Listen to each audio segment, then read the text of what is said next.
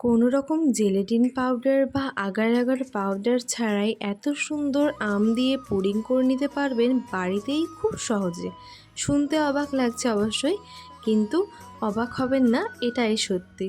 একদম জেলেটিন বা agar agar ছাড়া এত সুন্দর আমের পুডিং তৈরি করে নিতে পারবেন বাড়িতেই। তো এটা করার জন্য প্রথমেই আমার ভিডিওটি শেষ পর্যন্ত না টেনে না স্কিপ করে দেখতে হবে। তো চলুন, আর ভিডিওটি দেরি করছি না, শুরু করলাম। তো দেখতেই পেলেন এখানে একটা তাওয়া দিয়ে দিয়েছি, এতে হাফ বাটি মতো দিয়ে দিয়েছি চালের আটা। কিছুক্ষণ নাড়িয়ে চাড়িয়ে ওতে ওই বাটিরই হাফ বাটি দিয়ে দিলাম কর্নফ্লাওয়ার। দুটি উপকরণকে একটু হালকা ভেজে নিতে হবে, এতে কর্নফ্লাওয়ারের যে গন্ধটা থাকে সেটা আর থাকবে না। ভাজা হয়ে গেলে ওটা একপাশে তুলে রেখে দিতে হবে। আর এখানে দেখুন একটা নিয়েছি, বড় সাইজের আম নিয়েছি। এবার আমটার ভালো করে খোসাটাকে ছড়িয়ে নিতে হবে। এখানে কিন্তু অবশ্যই পাকা আম ইউজ করবেন, আমি সেটা বলতে ভুলে গিয়েছিলাম। এটা কিন্তু পাকা আমের পুডিং হচ্ছে। তো এখন দেখতেই পাচ্ছেন কত সুন্দরভাবে আমের খোসাটাকে ছড়িয়ে নেওয়া হয়ে গেছে। এবার এটাকে টুকরো টুকরো করে কেটে নিব।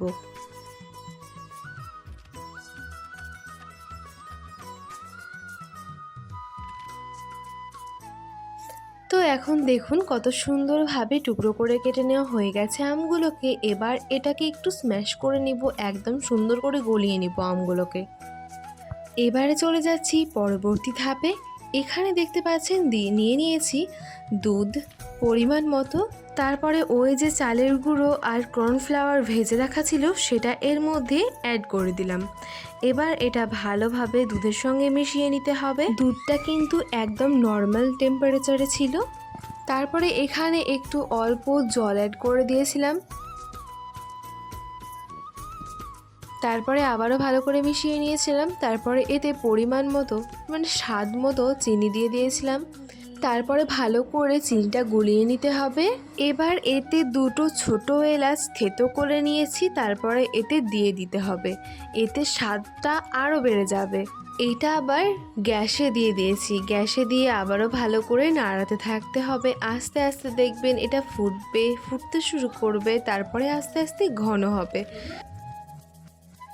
দেখুন আস্তে আস্তে কিন্তু ঘন হতে শুরু করে দিয়েছে। এই যে দেখতেই পাচ্ছেন, সেটা আশা করি বুঝতে পারছেন। এটা কিন্তু অনবরত নাড়াতে হবে।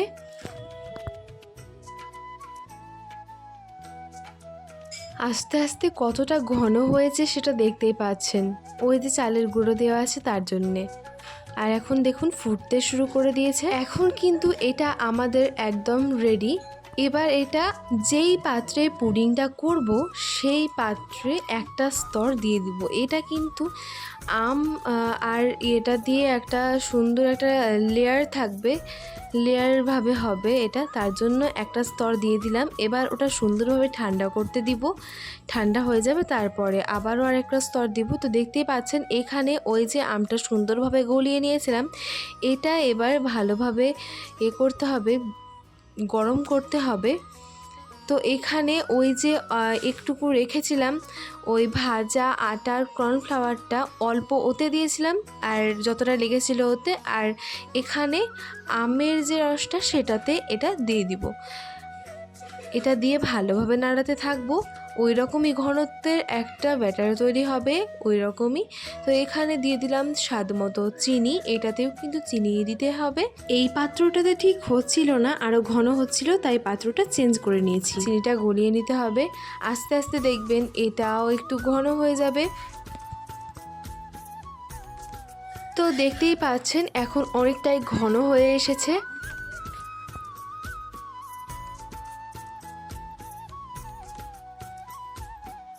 এখন এটা আমাদের হয়ে গিয়েছে, এটা এবার নামিয়ে নিলাম। এখন দেখুন এই স্তরটা কিন্তু একদম ঠিক ঠান্ডা হয়ে গিয়েছে, আর হাতে একদম লাগছে না। এই অবস্থাতে কি করতে হবে, এই ইয়েটা আমের স্তরটা দিয়ে দিতে হবে। এখানে আর একটা পাতলা একটা স্তর করে নিলাম। ওটা ঠান্ডা হওয়ার পরেই কিন্তু অবশ্যই এটা দেবেন। যখন এই স্তরটা দিয়ে দেওয়া হয়ে যাবে তখন এই স্তরটাও ঠান্ডা হতে দিতে হবে।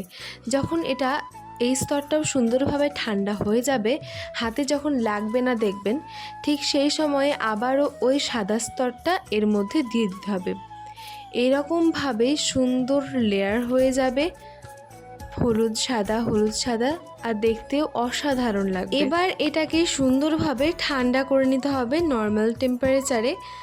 তো এবার দেখতেই পাচ্ছেন এটা সুন্দরভাবে ঠান্ডা হয়ে গিয়েছে। এবার এটাকে বের করে দেখাবো যে এটা কেমন হয়েছে। এটা ছড়াতে কিন্তু কোনো রকম ছুরি ব্যবহার করতেই হবে না, এইরকমভাবে আলতোভাবে এরকম করবেন, তাহলেই দেখবেন ছুটে আসবে। খুব সুন্দর জেলি জেলি হয়ে গেছে। তো এবার এটা একটা পাত্রে ট্রান্সফার করব। এই যে এইভাবে এটাকে উল্টিয়ে দিতে হবে, একটু হালকা এইভাবে ট্যাপ ট্যাপ করে তুলে নিতে হবে। দেখুন এখন এটাকে তুলে দেখাচ্ছি।